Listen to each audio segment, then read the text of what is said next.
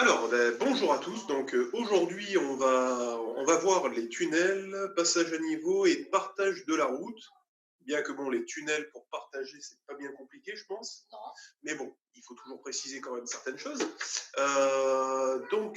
Voilà, on va être ensemble on va essayer de tenir l'heure cette fois-ci. Ouais, on va On va essayer. essayer de tenir le On va timing, essayer. hein, promis. Et puis, écoutez, ça sera mis donc sur YouTube dans la foulée, bien évidemment. Et l'objectif, c'est que vous pouviez voir et revoir autant que vous voulez tout ce qu'on va voir durant cette leçon. N'hésitez pas à poser des questions si vous en avez Voilà, on répondra en directement direct. derrière. Alors, donc, le passage à niveau. Voilà, donc on va retrouver ce genre Alors, c'est vrai que c'est un peu bizarre quand même, cette notion de mettre une clôture lors d'un passage à niveau, parce que c'est une clôture, ça, on est d'accord. Ouais, C'est un portail de maison, quoi. Voilà, Voilà. on est d'accord que c'est plus par rapport au champ, quoi, en fait. On va pas retrouver ça sur la route. Alors, en fait, en arrivant au passage à niveau, on va retrouver ce panneau. Donc déjà, comme on a vu dans différents cours, on parlait du triangle. Voilà, un triangle qui vous annonce déjà un danger. Alors après, une fois qu'on a cette barrière à l'intérieur, parce qu'on appelle ça une barrière, ce panneau, il veut dire deux choses. Soit quand vous arrivez sur un passage à niveau, donc déjà il y a un danger, mais que vous allez arriver sur un passage à niveau avec barrière ou demi-barrière. Et la question que beaucoup de gens se posent régulièrement, c'est qu'est-ce qu'une barrière et qu'est-ce qu'une demi-barrière? Voilà. Alors, qu'est-ce que c'est? Donc, je vais vous répondre tout simplement. C'est comme une baguette et une demi-baguette. Et une demi-baguette, ouais. Comme un grand homme et un petit homme. Enfin, voilà, aussi. Un demi-homme. Donc, la demi-barrière, en fait, c'est quand vous allez avoir la barrière, mais que de votre côté de la route. Ça, c'est demi-barrière. Et la barrière, c'est quand vous allez avoir la barrière complète sur toute la longueur de la route. C'est-à-dire votre voie de circulation et l'autre voie de circulation. Et des deux côtés. Demi-barrière, en fait, on n'aura qu'une demi qui couvrira que votre portion de la route. Mais par contre, on peut dire au final que la barrière qui couvre toute la partie de notre route a été faite avant la demi-barrière. Elle a été faite avant la demi-barrière. Parce qu'au final, alors, pour la petite histoire, pourquoi la demi-barrière et pourquoi la barrière? À la base, on avait mis deux grandes barrières, donc qui barraient l'accès à la route. Exactement. Sauf que, bon, il ne faut jamais stationner ou même s'arrêter sur des rails. Ouais, sur un passage à niveau, voilà, sur des rails bien évidemment, mais sur un passage à niveau, il faut éviter. Exactement. C'est comme le franchissement d'une intersection, on a vu la dernière fois. Donc, le fait est que certains restent bloqués. Restent bloqués parce qu'ils ne respectent pas, ils pensent avoir le temps, ils restent bloqués. Le fait d'avoir deux barrières, en fait, ça les bloque totalement. Alors que le fait d'avoir deux demi-barrières, si la personne est bloquée ici, elle peut quand même passer. Elle peut quand même passer et ça facilite en fait le passage, ce qui peut arriver. Alors c'est rare quand on reste bloqué sur un passage à niveau, mais ça peut arriver. On a déjà vu des accidents par rapport à ça. Et ça peut permettre de partir très rapidement. Si on fait un petit schéma assez rapide, bon, vous me pardonnerez encore une fois mon manque de talent. Mais voilà, bon, voilà, donc ça fait les deux voies. Hein, voilà. Les barrières, on va les avoir de cette manière. Ça va prendre la totalité d'un côté et de l'autre. Donc là, une voiture se retrouve ici. Elle est coincée. Elle est vraiment coincée, donc elle ne peut pas sortir en fait. Là, ici, elle est vraiment bloquée. Exactement. Alors que si au final, tac, je reviens un peu en arrière. Tac, tac. Si au final on prend les deux demi-barrières, donc là ici et ici du coup, la voiture qui reste bloquée ici, donc malgré elle, bien sûr, parce qu'il faut éviter justement d'être bloquée, elle peut dégager le passage dès qu'il y aura les voitures qui avancent. Exactement. Voilà la petite explication assez rapide de pourquoi il nous faut... Oula, j'ai enlevé le partage d'écran que je remets immédiatement. Voilà, tac. Donc voilà un peu l'histoire assez rapide pour bien comprendre de pourquoi, du comment, de ces barrières et demi-barrières. Voilà. C'est comme il y a aussi des panneaux qui annoncent la présence d'une personne qui peut ouvrir, enfin qui peut faire s'ouvrir les barrières. Oui. Alors, mais il y en a de moins en moins. Il y en a même quasiment plus. Avant, ça existait il y a très longtemps, avant les années 80. il y en avait beaucoup plus et on avait une personne qui couvrait les barrières. Dans leur petite maison, là, couvrait les barrières. On en voit encore souvent au passage à niveau, hein, parce qu'elles sont restées elles sont restées là. On les a pas détruites parce que ça fait partie quand même de notre patrimoine. Elles sont restées là, mais elles ne fonctionnent plus. La plupart ne fonctionnent plus. Non, ça reste automatique. C'est automatique. C'est automatique. Voilà, tout simplement. Pour la petite histoire, d'ailleurs, on a eu une intervention auprès de la SNCF pour du risque routier pour les intervenants. Et eux, en fait, le problème qu'ils avaient, c'est justement quand ces systèmes tombaient en panne, parce que ça peut arriver, là où il y avait du risque routier, c'est qu'ils sont réveillés au milieu de la nuit, ils doivent intervenir le plus rapidement et ils sont vraiment stressés. Il faut savoir que ces personnes-là prennent à cœur leur travail par rapport à ça. Il y a vraiment des risques et ils interviennent en un temps ultra rapide en fait. Donc c'est vrai qu'ils nous expliquaient que oui, ils font le maximum pour que ce soit vraiment efficace, mais il peut y avoir des fois où les barrières restent ouvertes et il y a les trains qui passent.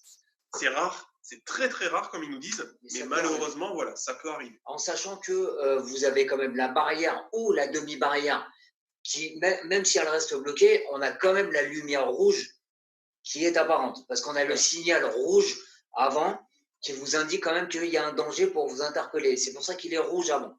Donc c'est pour ça à faire attention aussi. Alors, donc par la suite, oui voilà, donc là, signal automatique. Automatique, voilà. Donc là, ça indique que c'est bien automatique, il n'y a personne. Si ça n'existe pas, en fait, c'est là où il y a quelqu'un qui le fait. Exactement. T'as un endroit en France où il y a encore? J'en ai encore jamais vu et il me semble pas qu'il y en a encore. Mais ça va voir, ça pourrait être une recherche, ça pourrait être marrant. Si de chez vous, vous voulez regarder sur Internet et nous dire si vous trouvez un endroit où il y a justement quelqu'un qui intervient, ça m'étonnerait quand même fortement en 2020, mais on ne sait pas. N'hésitez pas, encore une fois, donc on vous le redit, vous pouvez nous poser les questions dans l'onglet adéquat, donc questions-réponses, et on ne manquera pas de vous répondre en direct, il n'y a pas de souci là-dessus. Alors voilà, le petit...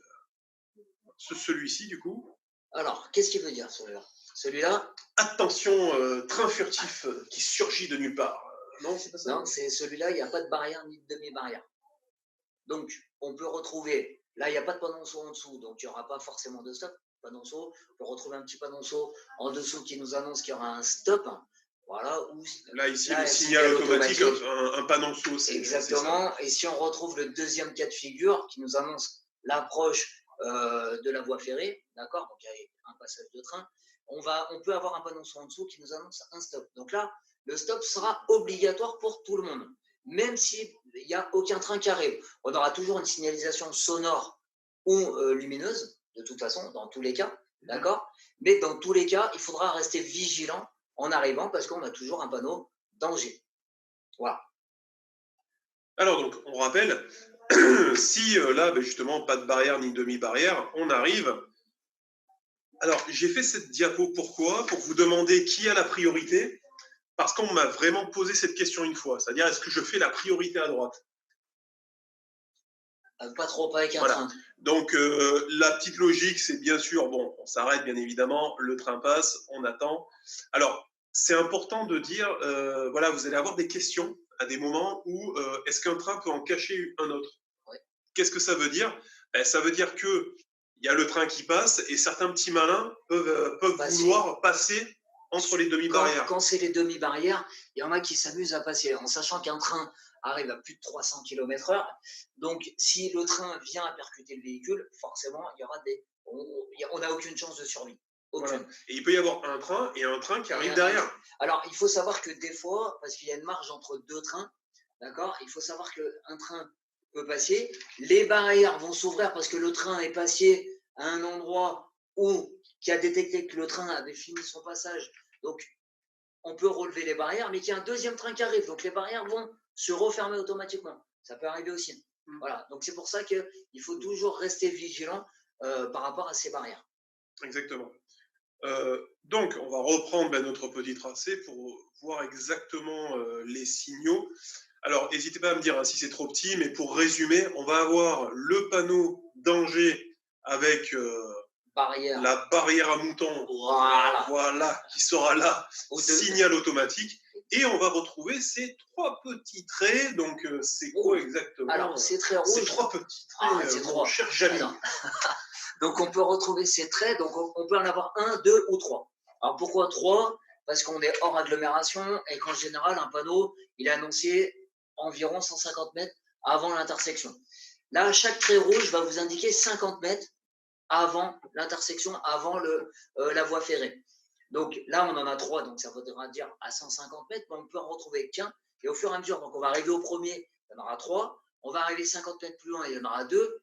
Et encore, puis le dernier, voilà, où il n'y en aura qu'un. Où il n'y en aura qu'un. Et là, on sera à 50 mètres du passage à niveau.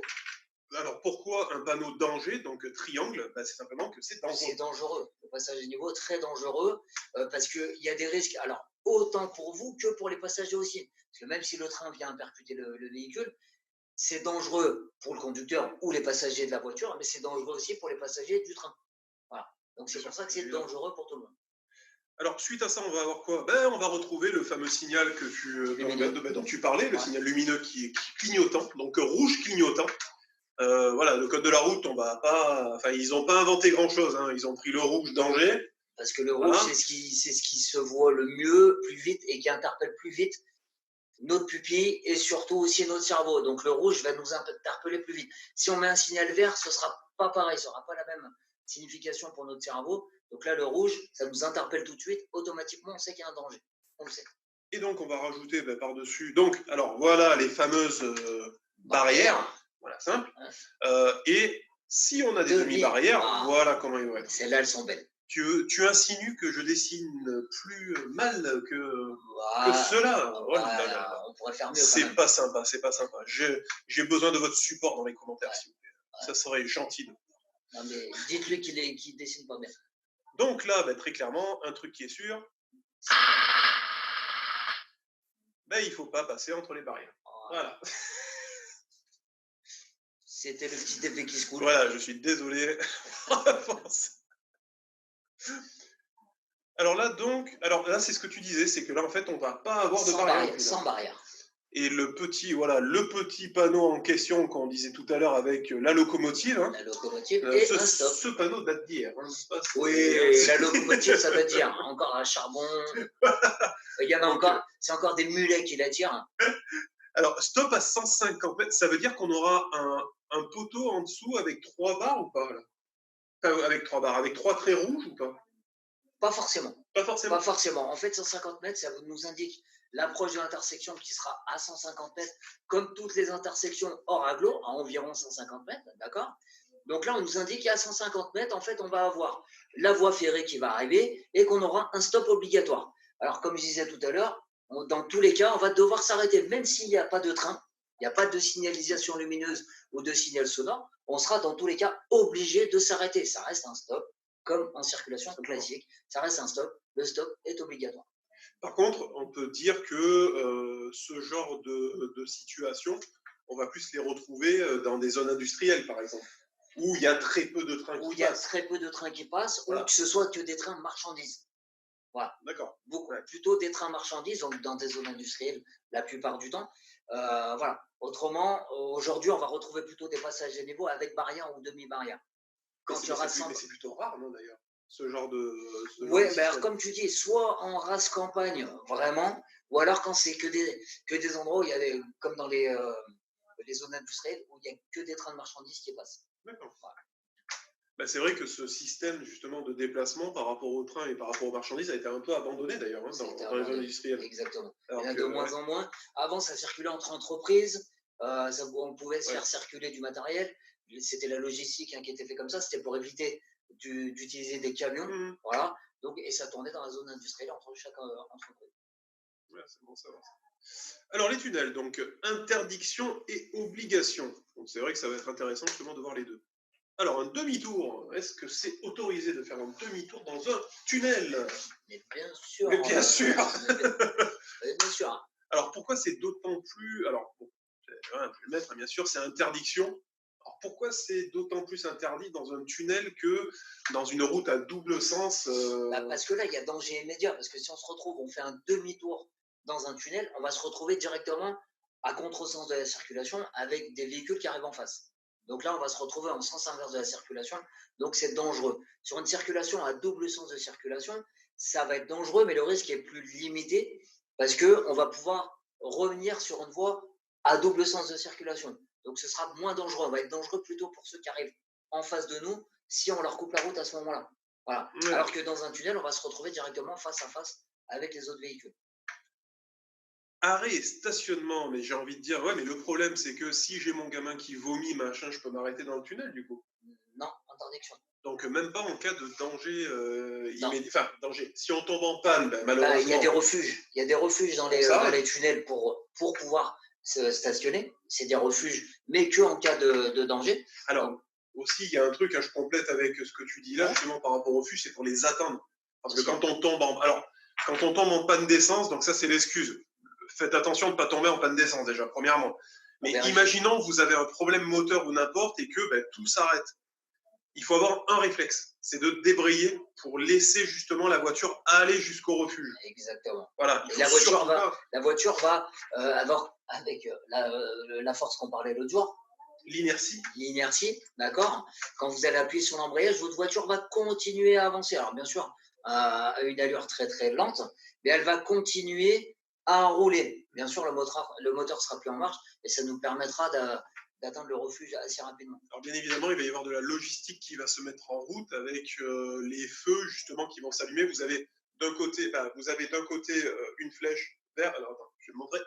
Une flèche verte qui va vous dire que vous pouvez aller dans cette voie et une autre voie où là, par contre, c'est une croix rouge. Encore une fois, même si vous ne connaissez pas le code de la route, vous avez une flèche verte et une croix rouge. Logiquement, la rouge interpelle beaucoup plus. Ça reste du logique, hein, ça reste de la logique. Allumer les feux de croisement. Alors, est-ce que je peux, si un tunnel est bien éclairé, est-ce que je peux rouler en feu de position? Alors, ça va dépendre de la situation. Si on se retrouve dans un tunnel hors agglomération, on va utiliser automatiquement les feux de croisement. Et on vous le dit tout le temps avant, vous avez un panneau bleu qui vous dit obligation d'allumer vos feux. On ne marque pas lesquels, mais ce sera les feux de croisement, même s'il est bien éclairé. Dans un tunnel en agglomération, d'accord, bien éclairé, vu qu'on sera en agglomération, on pourra utiliser les feux de position seuls ou les feux de croisement. Ah, donc on peut utiliser les feux de position dans le cas d'un tunnel en agglomération. En agglomération et bien éclairé toujours. Donc ça reste... il y a très peu de tunnels en agglomération. Il y en a très très peu. C'est plutôt hors agglomération où là on va mettre les feux de croisement. Et les feux de croisement ne vous permettra pas d'être... Enfin, on va être mieux vu par les autres usagers devant et derrière, mais on y verra aussi un peu mieux. Mais c'est surtout pour être mieux vu dans ce cas-là. Alors, les distances de sécurité. Alors, pourquoi 150 mètres bon, par contre, on est d'accord que si on s'arrête, hein, je peux me coller dans le coffre de la voiture de devant bien sûr, même pour être bien sûr de cramer en tant qu'incendie. Même dessus. C'est ça. Non, alors, pourquoi les distances de sécurité? Alors, pour ceux qui ont déjà ouvert le livre ou qui ont déjà fait des tests de code, vous savez que vous avez des petites lumières bleues à l'intérieur du tunnel qui vont vous indiquer la distance de sécurité à avoir entre chaque véhicule. Avant l'entrée du tunnel, on va vous indiquer la distance de sécurité que vous devez avoir obligatoirement avec le véhicule qui vous précède. Donc ça peut être 70 mètres, 90 mètres, 150 mètres, peu importe, on va respecter ça. Mais c'est difficile de savoir visuellement la distance. Donc là, à ce moment-là, on va se référer à ces petites loupiottes bleues, d'accord, qui vont vous permettre de garder l'espace de sécurité entre chaque véhicule. Mais que ce soit en circulation ou que ce soit aussi à l'arrêt. Pourquoi? Parce que s'il y avait de la fumée qui se dégage aussi du tunnel, on doit garder cette distance de sécurité pour que les secours puissent intervenir plus rapidement. Si on est collés les uns aux autres, ils ne pourront pas intervenir. Là, ils vont pouvoir intervenir très, très rapidement, d'accord, et avec un maximum de sécurité. Donc voilà, c'est un double avantage. Exactement. Ok. Alors, attention, en roulant et bien sûr à l'arrêt. Surtout. Alors, ce qui est surtout dramatique, c'est que le fait de s'arrêter en arrêt en tenant ces distances de 150 mètres est très peu respecté au final. Oui, parce que les gens, par rapport à ce que je viens de vous expliquer, c'est toujours en termes de sécurité. Quand on parle de route ou de code de la route, on parle de sécurité. Et là, c'est vrai que beaucoup ne respectent pas ça. Le seul problème, c'est que ça peut sauver la vie de quelqu'un ou notre vie à nous tous, au moment où il va se passer quelque chose dans le tunnel. Et si on ne respecte pas cette distance de sécurité, ça va devenir beaucoup plus dangereux et pourra intervenir, mais beaucoup plus difficilement. pareil, dans un tunnel, quand on vous demande de sortir du tunnel parce qu'il y a un feu dans le tunnel, on va respecter donc ces distances de sécurité, mais on va toujours aussi laisser les clés à bord du véhicule et le véhicule ouvert. Ouais. Pourquoi? Parce que si les secours ou n'importe ont besoin de déplacer le véhicule, ne vous inquiétez pas pour eux, même si vous ne laissez pas les clés, ils vont déplacer le véhicule. Ouais, mais il vaut mieux laisser les clés. Par contre, voilà, c'est dans l'état où à laquelle vous allez la retrouver, le véhicule. C'est ça. Et par contre, ces préconisations justement de sécurité, c'était avant ou c'est arrivé après l'accident du tunnel du Mont Blanc? C'est arrivé après le Mont Blanc. Avant le Mont Blanc. Alors, Après le Mont Blanc. En fait, il y a eu un accident dans le tunnel du Mont Blanc où il y a eu je ne sais pas combien de morts à l'intérieur et où les gens ont cramé littéralement dedans. Ouais. Pourquoi? Parce que le feu s'est propagé rapidement parce que tout le monde était cul à cul. Et donc, une des obligations, ça a été de renforcer la sécurité dans les tunnels. Et de se dire que tout simplement, le meilleur moyen, c'est ça. C'est d'avoir ces distances. Et il faut savoir que certains tunnels sont équipés de radars de distance. De radars de distance, bien sûr. Et les radars de distance, donc pour l'instant, certains en sont équipés, surtout des gros tunnels, sous la Manche, par exemple. Ces gros tunnels-là en sont équipés pour des mesures préventives, bien sûr. Ce n'est pas pour faire de la répression, c'est surtout pour de la prévention, d'accord? Et à terme, l'État français voulait équiper tous les tunnels de France de ces radars. Bon, ça ne s'est encore pas forcément mis en place, mais ça a été mis en place dans certains tunnels et surtout les tunnels les plus à risque et les plus grands. Voilà, mais c'est du préventif pour l'instant, il n'y a pas du... C'est du préventif. D'accord.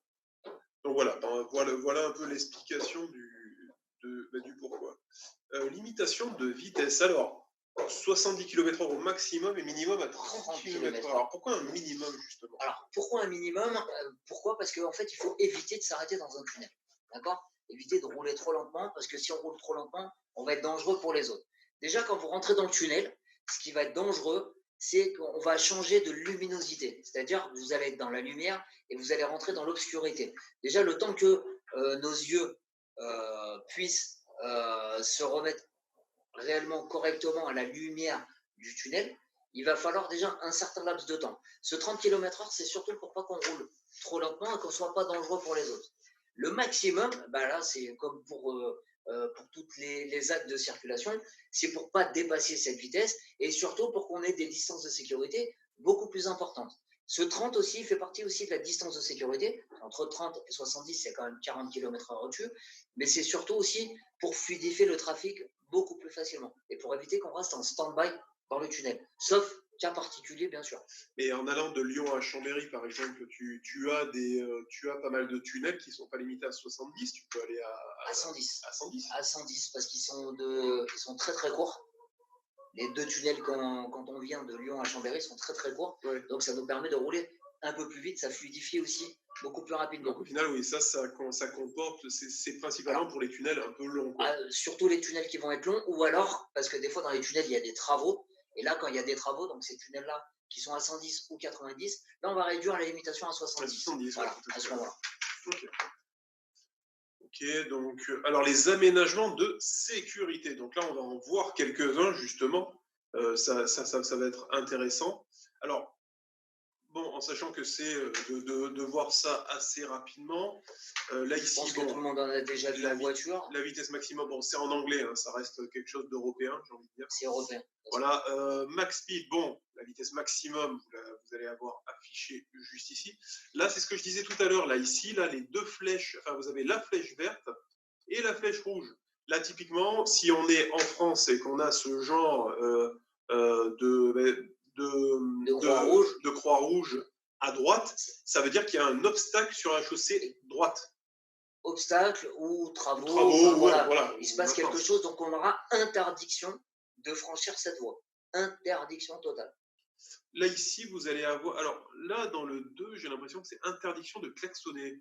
C'est l'interdiction de klaxonner. C'est interdit de klaxonner dans un tunnel. Ah, pourtant, il y en a plein qui klaxonnent. Il y en a plein qui aiment bien braver les interdictions, mais klaxonner dans un tunnel reste totalement interdit. Voilà. Ah, c'est bon à préciser, ouais. Et là, ici, d'un côté, je vais avoir alors d'un côté une partie orange et d'un côté une partie verte. Oui. La différence entre les deux, ça va être quoi? Il y en a un, c'est un simple refuge et l'autre, une sortie de secours. Exactement. En fait, le orange, ça va vous indiquer le refuge, d'accord?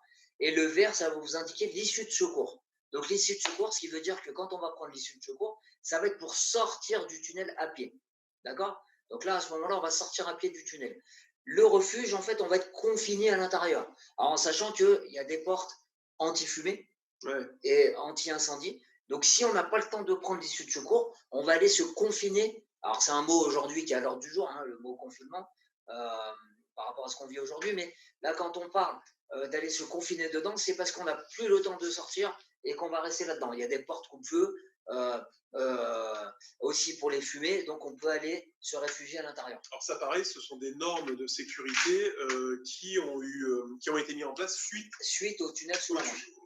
Du Mont Blanc. Du Mont Blanc. Suite à l'accident du Mont Blanc. Le Mont Blanc, et c'est l'Europe qui a demandé à mettre ça en place. Parce qu'en fait, quand il y a eu le tunnel sous le Mont Blanc, il n'y a pas eu assez, on va dire, parce que c'est un grand tunnel qui est assez important, qui est très important même. Et vu qu'il y a eu ce gros dégât-là, l'Europe a demandé des aménagements. Et du coup, par rapport à ça, on a apporté des aménagements par rapport à d'autres pays européens qui étaient bien plus expérimentés que nous par rapport à ça. Et nous ont apporté leur savoir-faire par rapport à toutes ces organes de sécurité pour qu'on puisse, nous, apporter tout ça aussi sur nos tunnels. Alors, à préciser que là ici le refuge, bon ben voilà, c'est un endroit qui est tout calfeutré. Exactement. Et qui résiste à des milliers de degrés, j'ai envie de dire. Il y a une alarme aussi, il y a une alarme, il va y avoir un extincteur aussi à l'intérieur, et il y a un téléphone aussi. Voilà, pour indiquer que l'on est ici. Après, là, ici, l'issue de secours, j'ai envie de dire, ça sera simplement l'endroit où on pourra sortir de manière classique via un tunnel. Voilà, des escaliers, et on remonte. Ah, donc on remonte directement à la sortie. On ne remontera pas jusqu'à l'entrée du tunnel. Non, on va sortir directement. Là, on va sortir. Donc c'est de sortir le plus vite possible. Exactement, c'est se barrer le plus vite possible, prendre ses jambes à son cou. C'est bien ce qu'on dit. C'est ça. Voilà, c'est ça. Alors, tac. Oui, voilà. Elle est jolie, là. Voilà, donc là, on a une photo, justement, d'une sortie de secours. Alors, vous avez deux grosses flèches vertes de chaque côté, du vert sur le côté. Là, ici, un mec qui court. Bien sûr, un système de poussoir. Hein. Ouais, voilà, il n'y a pas besoin. Il n'y a pas de tirer, là, on pousse directement. Là, ce sont des normes de sécurité, en fait. Il faut savoir que certaines normes de sécurité, pour passer à certains. Là, je vais prendre les ERP, établissements recevant du public, passer un certain seuil du nombre de personnes que l'on peut accueillir, les portes de sécurité sont obligées d'être faites comme ça. Parce que s'il y a un maximum de foule qui arrive en même temps, si c'est une poignée, on peut rester coincé, hein, ils sont tous comme des cons en train de mourir. Alors que là, si on pousse, on pousse, il y a tout le monde qui sort, mais au moins ça s'ouvre. Le cerveau est beaucoup plus fait dans l'optique où c'est beaucoup plus simple de pousser que de tirer. Donc, si on a du monde aussi derrière nous, automatiquement, on va faire ça. C'est automatique, hein, on est fait comme ça. Donc, automatiquement, on va faire ça. Donc, la porte va s'ouvrir automatiquement. C'est pour éviter qu'il y ait des gros problèmes après derrière. Porte coupe-feu, hein, quoi qu'il arrive. Hein. Exactement. Toujours. Bien sûr. Tiens, en cas de panne, donc... On appelle un dépanneur. Alors, pour s'arrêter, il faut allumer les feux de détresse. Alors là, c'est dans le cas où, voilà, on crève... on crève un pneu, on a tout qui éclate, machin, mais on doit s'arrêter. Exactement. On doit s'arrêter. Comme je l'ai dit tout à l'heure, si vous avez une panne et que vous devez essayer de faire continuer le véhicule, on va débrayer. Et la voiture, avec la force, va continuer à rouler en sachant que le refuge ne va pas se trouver très très loin. D'accord ? Donc vous aurez le temps d'atteindre le refuge. Voilà. Mais bon, sinon, alors même sur le refuge, d'ailleurs, il faut faire ça. Bien sûr. Allumer donc les feux de détresse. Bien sûr. Se garer sur un refuge ou sur la bande d'arrêt d'urgence. Alors c'est pareil, il y a des tunnels qui ont. Il y a des bandes d'arrêt d'urgence. C'est beaucoup moins courant, mais on en voit. Voilà, donc un des deux. Respecter les distances d'arrêt imposées. Comme on disait tout à l'heure, avec les petites lumières bleues. Voilà. D'accord. Et surtout, et je remets bien encore le doigt dessus, surtout quand vous aurez votre permis de conduire, ou même pour les gens dans votre entourage qui ont le permis de conduire, c'est bien de leur répéter qu'il faut vraiment maintenir ces distances de sécurité. C'est surtout en termes de sécurité très important pour eux et pour les autres. Couper le moteur. Bon, bien évidemment, il y a un petit gaz qui sort du pot d'échappement qui peut être particulier. Ça s'appelle fumée d'échappement, qui dégage du CO2 automatiquement avec d'autres particules. Et si on garde tous le moteur allumé, ça risque de nous tuer avant qu'on puisse sortir. Alors, il faut se dire, bon, il y a des gros ventilateurs, vous pouvez voir dans le tunnel justement, qui sont faits pour les gaz. Pour enlever les gaz, justement. Hein, ils ont réfléchi à ça, nos chers ingénieurs. Mais c'est surtout, en fait, il ne faut pas que le moteur reste en stand-by et allumé. En fait, ces ventilations sont là pour faire un flux quand les véhicules tournent. Donc, c'est surtout pour dégager cette fumée-là et surtout dégager le monoxyde de carbone et ainsi de suite.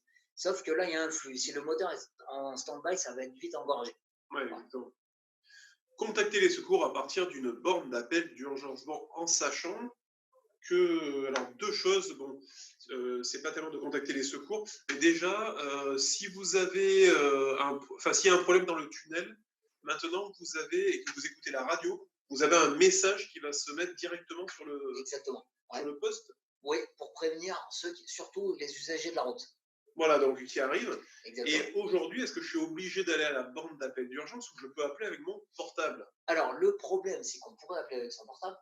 On pourrait le faire avec le 112, bien sûr, sauf que ça passe très peu dans les tunnels. Ça passe très très peu. Donc, si on arrive à appeler, si on arrive à appeler et qu'on a du réseau, on a le droit de le faire. Bien sûr, il n'y a aucun problème. On fait le 112, il n'y a aucun problème. Comme on a déjà dit dans un autre cours, le 112, c'est le numéro européen d'urgence. Si par exemple, on n'a pas de réseau, parce que ça peut ne pas passer, et c'est très souvent le cas, là, il faut attendre une borne d'appel d'urgence. C'est intéressant. Allumer une radio diffusée dans le tunnel. Bon. Ouais, voilà. Comme sur l'autoroute, on a 107.7, enfin voilà. Ouais, exactement. Sachant que là, typiquement, s'il y a un danger, ça se mettra sur n'importe quelle radio. Exactement. Ça va le diffuser automatiquement. Enfin, n'importe quelle station. Des stations locales. Hein. Voilà. Localiser l'issue de secours la plus proche. Donc, encore une fois, elle est verte. Et alors, attention, parce que ça, c'est pareil, on nous pose souvent la question, l'issue de secours la plus proche, est-ce que c'est celle de devant ou celle de derrière? Il faut toujours partir à celle de derrière en premier. La plus proche, mais en arrière. Jamais en avant, toujours en arrière. Parce que le danger, il arrive de devant. En fait, le danger arrive toujours de devant. Donc, quand vous allez rejoindre l'issue de secours, c'est la plus proche, mais en marche arrière. Jamais en marche avant. Bon, ça va. En cas d'incendie, bah tiens, on y vient. Hein. Voilà. Alors, il faut, donc là c'est vrai que c'est un tableau assez intéressant, essayer de sortir son véhicule du tunnel sans jamais faire demi-tour. On le disait tout à l'heure, déjà c'est interdit même s'il n'y a pas d'incendie ou il n'y a pas de problème. Alors, attention, pourquoi on le dit, on le répète dans le code de la route? Parce que on l'a déjà vu dans la panique, des gens l'ont déjà fait. Le problème, c'est que ça a causé beaucoup plus d'accidents que ça aurait dû le faire. C'est dans la panique. Et donc, en gros, si on résume, c'est uniquement si l'incendie est derrière moi, en fait. Exactement. Ouais, voilà, c'est-à-dire que s'il est devant, je ne peux pas faire marche arrière. Non. Ok. Essayez d'éteindre l'incendie avec les extincteurs à disposition. Tiens, on a vu la succession du délinéateur. Olivier n'est pas là. Voilà. Là, c'est l'extincteur. Là, c'est l'extincteur. Après le délinéateur, il y a l'extincteur que vous connaissez tous.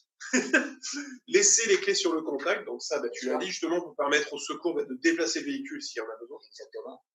Évacuer le tunnel par l'issue de secours la plus proche. Ça, c'est ce qu'on a dit.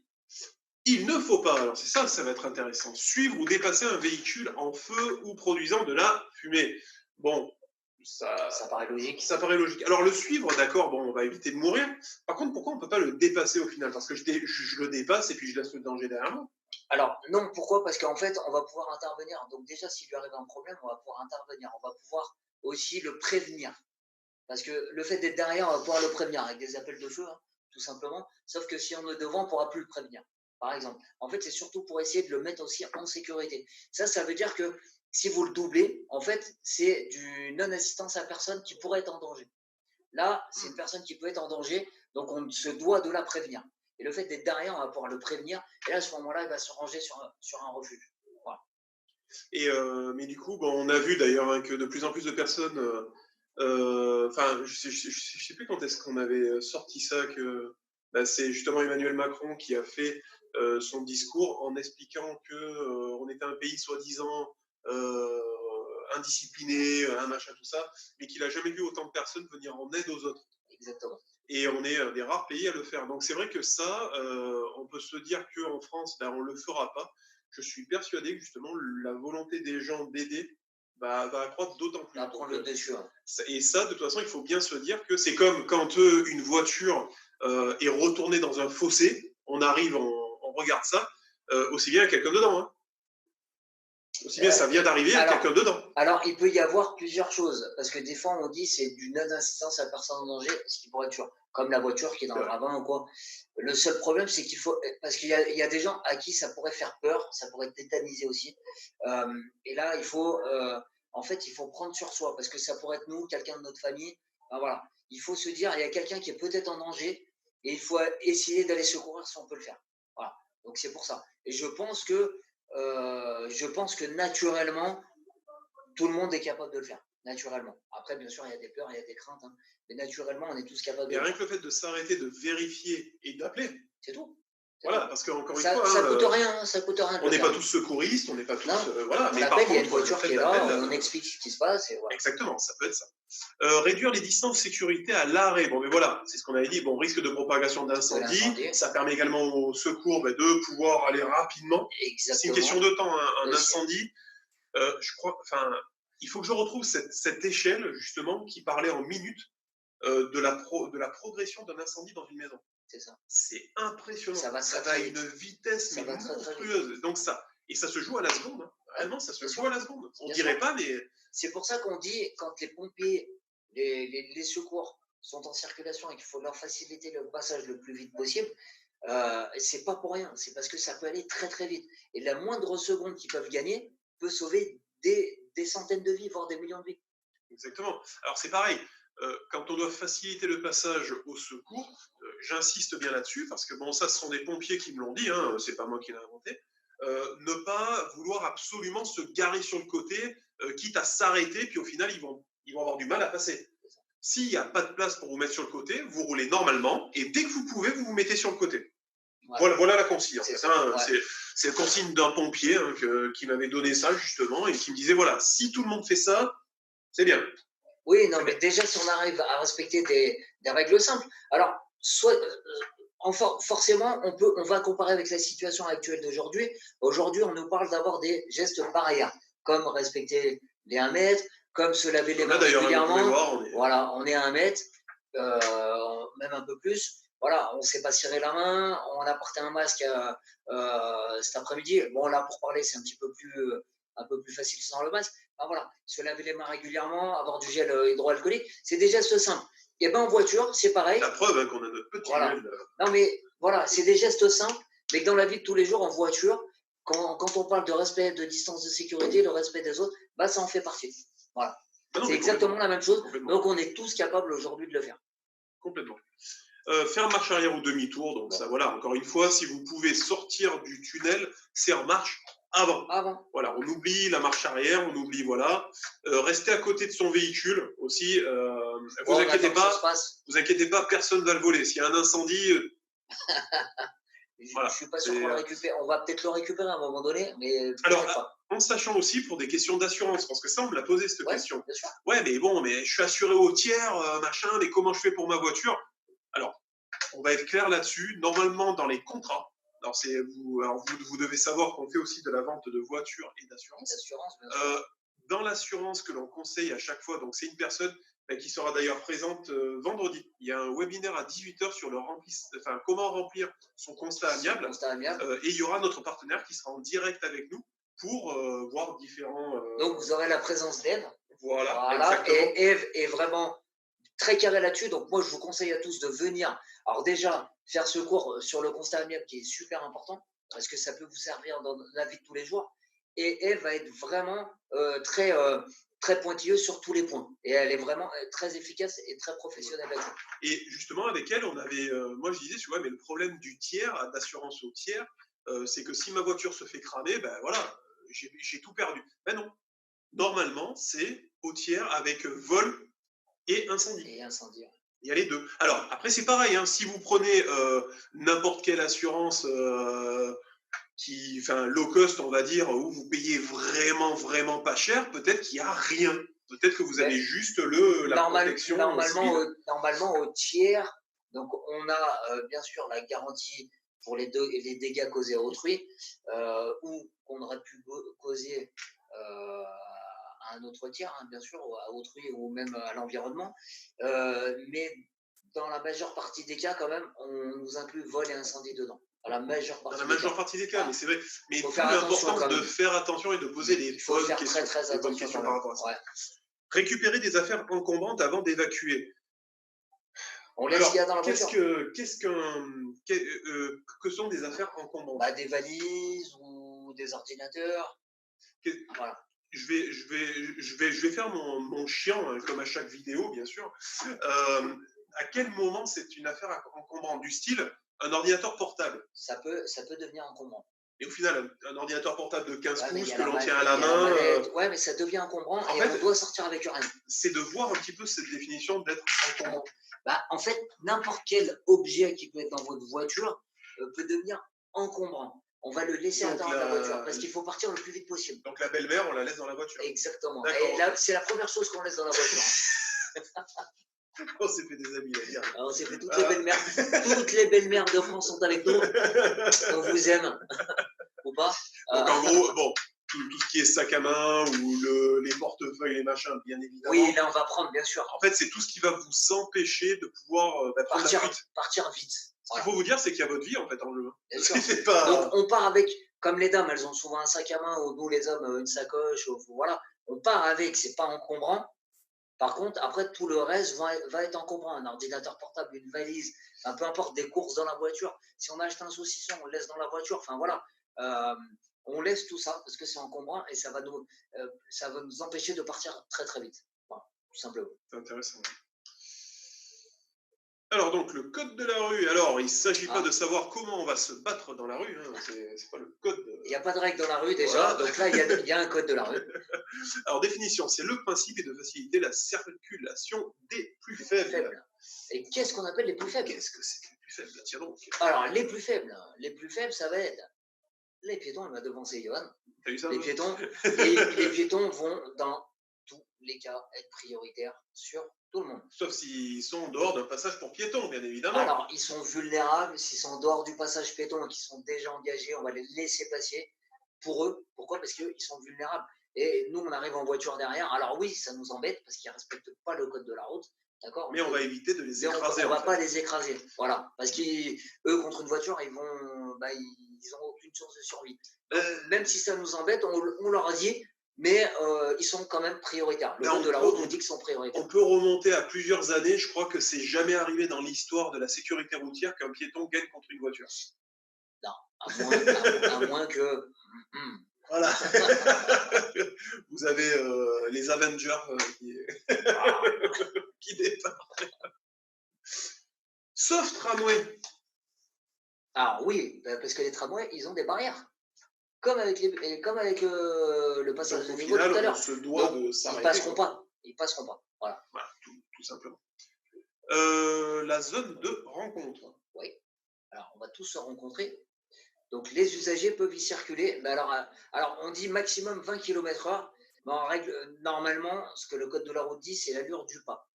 Donc, c'est plutôt aux alentours de 10 km/h. 20 km/h, c'est un bon pas. Hein, ouais, ça reste un maximum, mais dans le livre ou les chiffres ou n'importe quoi, on vous dit plutôt à l'allure du pas. Pourquoi? Parce qu'en fait, en étant à l'allure du pas, on va se mettre à l'allure des piétons, à l'allure des gens qui pourraient être en trottinette, en vélo par exemple. Enfin, voilà. Et c'est pour ça qu'on nous dit, nous les usagers en voiture, de rouler à l'allure du pas. Ben, encore une fois, si on va dans certaines villes comme Valence vers le centre-ville, vers le centre Victor Hugo, très clairement, il y a le passage justement où alors on arrive de Porte-les-Valences, on va en direction de Valence, on arrive juste avant de tourner, on voit le centre Victor Hugo et on tourne à droite. Et là, cette partie-là, si vous y allez à 20 km/h, quand il y a du monde, c'est pas possible. Il faut y aller. Alors, pourquoi on n'a pas mis allure du pas? Tout simplement parce que nos panneaux en France vont jusqu'à 20 aussi. Donc, les interdictions vont jusqu'à 20. On n'avait pas d'autres panneaux. On n'allait pas créer un autre panneau. Alors que, après, ça peut être l'objet d'un autre cours. Comment on crée les panneaux, comment ça s'installe dans les départements, machin, parce qu'il y a plein de choses. Voilà. De même, je veux dire, on voit cette zone de rencontre. Exactement. Et les zones de rencontre, on sait ce que c'est. Donc, c'est pour ça que, même avec d'autres usagers, à 20, on n'y arrivera jamais. C'est impossible. Alors, piétons prioritaires. Toujours, dans tous les cas, même Voilà. dans les zones de Quoi qu'il arrive, rencontre. voilà, exactement, Ouais. sont prioritaires. Les vélos dans le rue à sens unique circulent dans les deux sens. Ouais. Donc, ils ont obligation, ils ont autorisation, et ça, c'est pas très vieux non plus, c'est Ouais. depuis 2016. Depuis qu'il y a le nouveau code de la route, on a amélioré certaines choses. Nouvel examen du code de la route, on a amélioré d'autres choses aussi sur la route par rapport au code de la route. C'est en 2016, en juillet 2016. Non, juillet 2015, ça c'était, excusez-moi, juillet 2015, où on a autorisé les vélos à arriver dans le sens inverse des voitures. Alors donc, Sur une bande cyclable quand même. Il ne faut pas les engueuler s'ils arrivent en sens inverse. Il y a une bande cyclable de toute façon, une autorisation. Alors pourquoi vaut mieux les avoir en sens inverse? Parce qu'on les a en visuel. Parce que si on les a derrière nous, on ne les aura pas en visuel et on ne les entendra pas. C'est beaucoup moins dangereux de les avoir face à nous, en visuel. Alors, la zone 30. Alors, zone 30, notre panneau carré, il est carré, parce que c'est un panneau de zone, il sera carré, avec 30 dedans. Ce panneau, donc, il est fréquenté par des usagers fragiles, donc comme les piétons, les vélos. C'est tout le temps en agglomération qu'on va le trouver, on ne le trouvera que là. Et la zone 30 va englober toute la zone. Ce n'est pas comme la limitation à 30, où ça s'arrêtera soit au panneau fin de limitation ou après l'intersection. Là, ce sera vraiment dans toute la zone. Ce qui va mettre fin à votre zone, c'est soit le panneau de fin de zone 30 ou soit la fin d'agglomération. Voilà. Les piétons doivent traverser sur les passages pour piétons. C'est une question de logique. Mais, alors ils doivent passer sur les passages pour piétons. Par contre, aujourd'hui, en fait, non, je crois que la loi a évolué là-dessus, c'est-à-dire qu'ils ont cette autorisation de pouvoir traverser en dehors des passages pour piétons, mais il faut qu'ils soient à plus de 50 mètres, je crois, d'un passage pour piétons, ou 100 mètres, je me rappelle plus. Non, c'est pas 50 mètres, c'est 30 mètres. 30 mètres du passage piéton. Il faut qu'il soit à moins. À plus de 30 mètres du passage piéton, en sachant qu'aujourd'hui, ça a évolué, comme tu disais là-dessus, donc c'est à plus de 30 mètres du passage piéton, d'accord? En sachant que les villes, maintenant, elles se sont beaucoup améliorées, parce que depuis ça, elles vont mettre des passages piétons beaucoup plus réguliers. Les passages piétons qui étaient aussi à hauteur des fins de zone de stationnement. Ils ont été enlevés, c'est interdit. En fait, ils ont gardé le passage piéton, mais ils ont enlevé le dernier véhicule de stationnement pour qu'on ait une visibilité beaucoup plus profonde par rapport au passage piéton. Donc, ils ont amélioré le quotidien des piétons dans les agglomérations. Avant, c'est vrai qu'on avait des passages piétons qui étaient très éloignés. Maintenant, ils sont beaucoup moins éloignés, ils sont beaucoup plus proches. Donc, un piéton aujourd'hui qui me dit à 30 ou 40 ou 50 mètres, je ne trouve pas de passage piéton, c'est quasiment, je dis bien impossible, parce que toutes les agglomérations aujourd'hui se sont pliées à ça. Et l'ont fait et l'ont mis automatiquement. Et ça, c'est depuis 2015 aussi. Ouais, c'est bon. Ouais. Les vélos peuvent circuler en double sens. Ouais, c'est ce qu'on disait tout à l'heure. Bien sûr. Oui, bien sûr. Tac, double sens cyclable. Les vélos ont une voie dédiée. Voilà. Ils n'ont pas le droit de remonter en sens interdit. Eh bien oui, c'est ce qu'on avait dit. Exactement. Parce que justement, ils peuvent prendre cette voie. Par contre, c'est uniquement les sens, les voies à sens unique où il y a la piste cyclable, ou s'il n'y a pas de piste cyclable, ils peuvent quand même remonter en double sens. Non, c'est vraiment en sens unique. C'est vraiment en sens unique, parce que s'ils ne sont pas à sens unique, ils vont se mettre là beaucoup plus en danger. C'est pas sur les routes à double sens de circulation. Route à double sens de circulation, ils auront la bande cyclable à droite, entre le trottoir et non, je me suis mal exprimé. Ouais. Mais si par exemple dans une voie à sens unique, il n'y a pas de piste cyclable, tu sais, il n'y a pas le vélo dessiné par terre. Non, c'est obligatoire, autrement ils n'auront pas le droit. D'accord, donc ils n'ont pas le droit, mais il faut qu'ils aient justement l'indication de pouvoir circuler ici. Okay. Autrement, ils n'ont pas le droit, bien sûr, autrement c'est porte ouverte à tout. Voilà, à toute dans la fenêtre. Les usagers fragiles, encore une fois. Donc toujours les piétons, les cyclistes, les deux roues motorisées. Donc c'est vrai que ça, on n'en parle pas suffisamment. Mais voiture et moto, ça fait pas bon ménage. Voilà, ça peut. Et scooter non plus, parce qu'aujourd'hui on parle de moto, de roues motorisées, mais il y a les scooters 50 cm3. On va retrouver aussi les scooters 125, les scooters 500. Ça fait partie des deux roues motorisées. Et on a aussi maintenant, parce qu'on parle des deux roues, mais on a une autre catégorie de véhicules, c'est les trois roues motorisées. Ce qu'on appelle les spiders. Voilà. Je pense que vous en avez peut-être déjà vu. Spider, en fait, il n'y a pas de permis. Hein, c'est vraiment une formation particulière pour le Spider. Donc, en fait, Spider, c'est à 3 roues. C'est 2 roues devant, une roue derrière. Mais c'est pareil, on n'en parle pas, mais c'est 2 ou 3 roues motorisées. Et est-ce que les trottinettes électriques rentrent là-dedans? Ah, là, ça va être un petit peu plus particulier. Les trottinettes électriques vont rentrer plutôt dans l'aspect cycliste. Plutôt. Elles vont rentrer plutôt dans cette catégorie-là. En sachant que sur le plan de mobilité qu'ils ont mis en place au mois de novembre 2019, ils ont parlé donc des trottinettes électriques. Ils en ont parlé plutôt avec les cyclistes, mais ils les mettent quand même dans une case à part. Mais d'ailleurs, on a fait un article sur la conduite, des trottinettes, les obligations. Donc, n'hésitez pas à le voir sur notre site internet directement dans le blog. On l'a mis, donc n'hésitez pas, il y a pas mal d'informations par rapport à ça. Et dans le blog, vous allez retrouver beaucoup d'articles. Et à chaque fois, c'est régulier, il y en a de nouveaux. Hein. On en rajoute en fait régulièrement par rapport à ça. Exactement. Alors, circuler avec les véhicules encombrants. Bon, mais la logique, voilà, sinon aïe, ben, ça veut bien ce que ça veut dire.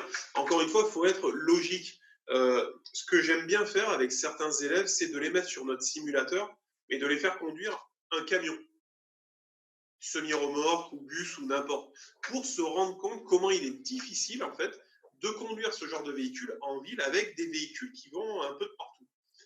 Et c'est vrai que ça, on n'en parle pas suffisamment, mais c'est vrai que c'est très compliqué pour eux de pouvoir tout voir.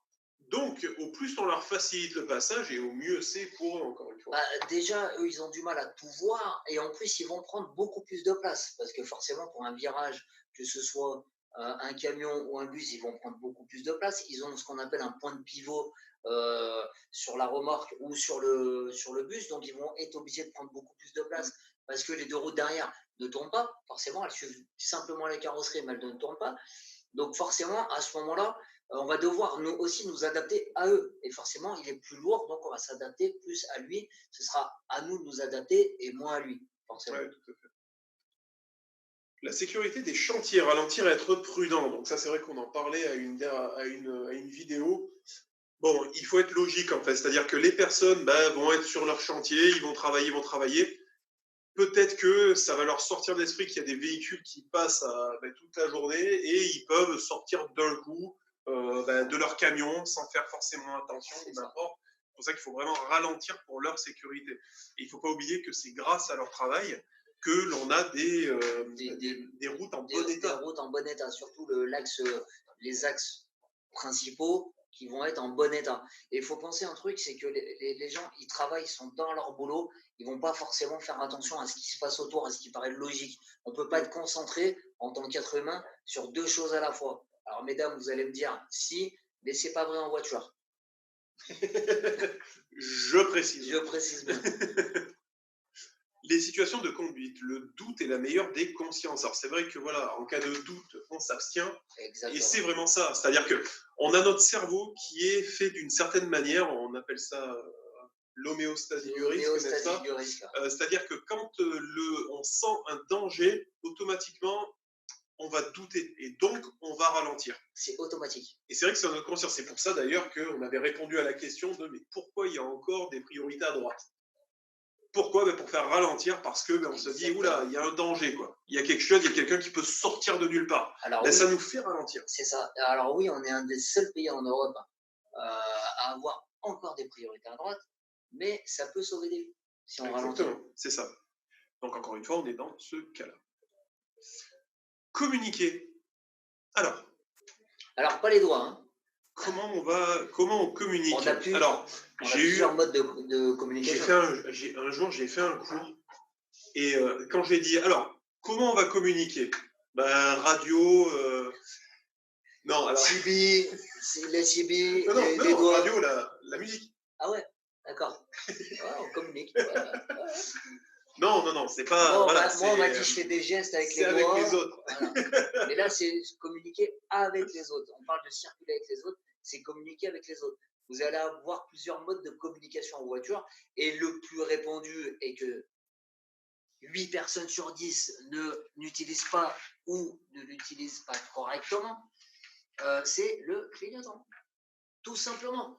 C'est pas en option hein, sur les véhicules. Logiquement, tout le monde a des clignotants, on est d'accord. Hein. Ah, c'est pas en option. Voilà. Et aussi, l'ampoule des clignotants, vous inquiétez pas, ça vaut pas très cher. Donc, si elle est utilisée, voilà. 1 euro l'ampoule. Voilà, vous pouvez y aller grandement, hein, j'ai envie de dire. Sauf que des fois, on prend le véhicule, il est bon pour aller à la casse, il n'y a que les ampoules des clignotants qui fonctionnent. Alors, ça peut arriver aussi dans ce cas-là. Exactement. Donc, le clignotant, c'est le premier élément de communication qu'on a en voiture. Il faut l'utiliser pour avertir les autres de nos intentions. Donc ça, il faut absolument le faire. Et pas me dire, oui, mais il n'y a personne derrière, je ne le fais pas. Si on ne le fait pas quand il n'y a personne, on ne le fera pas quand il y aura du monde. Donc il faut le faire systématiquement tout le temps. Et après, vous verrez, ça devient une habitude. Et une habitude, alors vous avez communiqué avec les autres et ça évite un risque d'accident aussi. Parce que pensez que, alors pareil, un changement de direction important non signalé, il faut se rappeler un truc, juste pour revenir sur les règles et sur la sanction, ça va être 4 points et 135 € d'amende. Donc ça coûte cher le clignotant. Donc, vaut mieux le mettre. Donc, il faut mieux le mettre. À 1 euro l'ampoule, il vaut mieux le mettre. C'est combien de points, t'as dit? 4 points, 135 €. Par contre, changement non signalé. Dans le rond-point, c'est pas, justement, de ne pas mettre de clignotant, c'est pas la seule amende, l'oubli de clignotant dans un rond-point qui fait 2 points, ou quelque chose comme ça. Alors, là, c'est pas un changement de direction important. C'est-à-dire, en fait, quand on parle, c'est pour ça qu'il faut faire la nuance entre les deux. Giratoire, ça va être différent, c'est un élément différent. En fait, quand vous êtes en circulation classique, vous voulez tourner à droite, par exemple, il y en a des fois qui tournent d'un coup.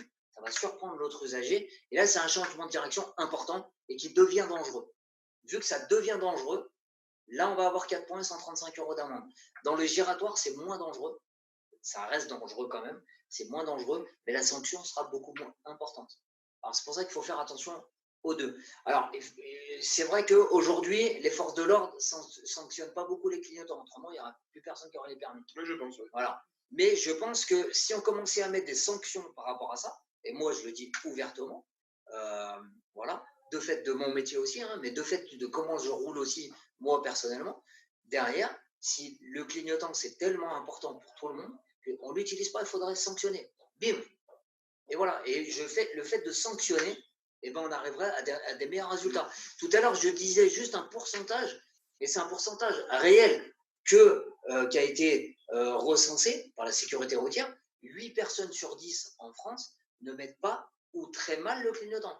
C'est pour ça que j'ai dit très mal. Très mal, ça veut dire que dans un giratoire, on parlait de giratoire, on ne va pas le mettre pour aller à gauche, on ne va pas mettre le clignotant pour aller à gauche, par exemple, pour indiquer, on ne va pas le mettre en sortant parce qu'on va tout droit. Ben voilà, là, on le met pas ou on le met très mal. Voilà. Ensuite, on va avoir cette petite ampoule rouge. Donc ça, c'est quand on est un pompier et qu'on veut allumer le gyrophare. Bien sûr, c'est Bien ça. sûr. Ça me fait penser à ça. Ça me fait penser. Alors donc, celui-ci, ça va être quoi? Cette ampoule-là, moi, j'aurais dit le feu de stop. Feu de stop, tout simplement. Voilà. Alors, à quel moment on va pouvoir justement Alors, pourquoi feu de stop? Juste parce qu'il est rouge. Hein. Ouais. Non, mais je préfère le dire parce qu'il y en a qui vont se demander peut-être qu'est-ce que le feu de stop. Le feu de stop, en fait, c'est vos 3 feux qui s'allument à l'arrière du véhicule quand vous freinez. Quand vous appuyez en fait sur votre pédale de frein, vous avez 3 feux de stop qui s'allument derrière et ça va prévenir les autres usagers derrière que vous allez ralentir. Donc ça, on communique. Et j'en ai parlé dans une autre vidéo. Vous allez avoir sur votre pédale de frein ce qu'on appelle les 2 premiers centimètres de votre pédale de frein. Il n'y a aucune action qui se passe. La seule action qui se passe, ça va être pour avertir les autres qu'on est en train de freiner. Donc, ces 2 centimètres sur votre pédale de frein, c'est ce qu'on va appeler une garde. En fait, c'est une garde avant qu'on actionne le frein. Et ça va juste avertir ceux derrière. Donc, on peut juste appuyer légèrement 2-3 fois quand on va vouloir ralentir ou quand on a un autre usager qui est trop proche de nous. On va lui faire ce qu'on appelle des appels de stop. Et là, normalement, il doit comprendre. Et après, il va se mettre en sécurité automatiquement. Tout simplement. Voilà. Donc, on peut dire que c'est une manière de communiquer avec une personne qui va trop nous coller, par exemple. Exactement. On va communiquer avec la personne de derrière, forcément, parce qu'on ne peut pas discuter avec elle. Hein. Voilà. Donc là, on va lui dire, attention, je vais ralentir, ou attention, je vais tourner. Donc, on va l'avertir avec cet appel de stop. Tout simplement. Le klaxon. Ah, alors le klaxon, on a le droit de l'utiliser tout le temps. On l'a vu tout à l'heure dans le tunnel. Oui, dans le tunnel de partout. Voilà. De la trompette. Donc, le klaxon, on va. Alors, surtout en agglomération, parce qu'on entend souvent dans les grandes agglomérations. Alors, pour ma part, qui suis lyonnais, à Chambéry, on les entend un peu moins, mais à Lyon, on les entend beaucoup. Alors, les Parisiens, je vous plains tous, parce que ça doit être encore pire. Le klaxon en agglomération, on a le droit de l'utiliser qu'en cas de danger immédiat. Donc, le danger va intervenir tout de suite. Donc là, on peut klaxonner. Après, le klaxon, on peut communiquer avec, surtout hors agglomération, d'accord, pour avertir d'un danger. Les dangers immédiats. Voilà, c'est encore un danger immédiat. On ne va pas utiliser son klaxon n'importe comment et n'importe quand. Il y avait une question. Les appels de phare.